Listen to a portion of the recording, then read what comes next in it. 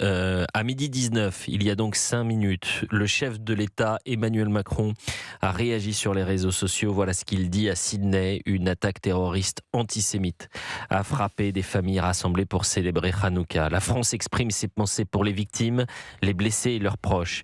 Elle partage la douleur du peuple australien et continuera de lutter sans faiblesse contre la haine antisémite qui nous meurtrit tous, partout où elle frappe. Et c'est vrai que malgré les 17 000 kilomètres qui nous séparent de Sydney, Arnaud Klarsfeld, ce qui s'est passé ce matin du côté de Bondi Beach pourrait se passer ce soir dans les rues de Paris ou partout en France. Oui, la police française fait un travail remarquable, mais c'est très difficile quand il y a une immigration de masse de gens qui viennent de pays souvent très hostiles à Israël. Eh bien, dans cette immigration de masse, il y a une minorité qui est galvanisée par les discours islamistes et qui est galvanisée aussi par les critiques injustes de certains médias et par les critiques aussi injustes de partis politiques, notamment issus de l'extrême gauche, qui diabolisent Israël et qui diabolisent les Juifs qui les soutiennent. Il y avait aussi des formes de pogroms au Moyen-Âge, quand on accusait les Juifs d'empoisonner les puits. Eh bien, cette accusation de génocide dressée contre Israël est à peu près la même chose que l'accusation des Juifs d'empoisonner les puits lors de la peste noire.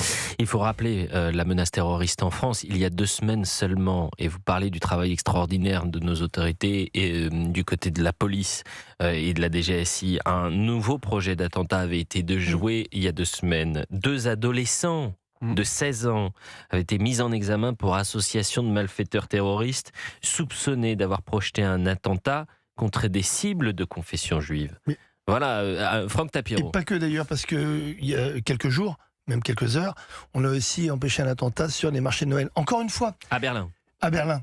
En Allemagne, pardon, parce que c'était pas forcément Berlin qui était Absolument, ciblé. mais il faut rappeler que ce qui se passe aujourd'hui et qui frappe la communauté juive va frapper toutes les autres communautés.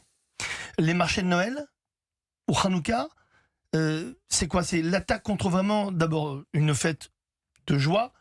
Pour la communauté juive, Hanouka, c'est quand même une fête de résistance face à un ennemi. On a récupéré le temple de Jérusalem, on a allumé une bougie qui a duré, enfin c'est une fiole d'huile qui a duré 8 jours au lieu de 1. C'est la victoire des lumières contre les ténèbres. C'est quelque chose de fort, c'est quelque chose de gai.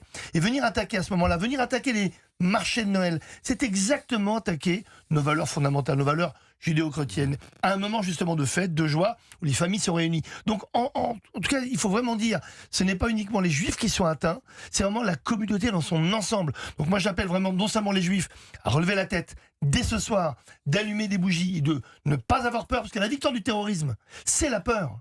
C'est la peur.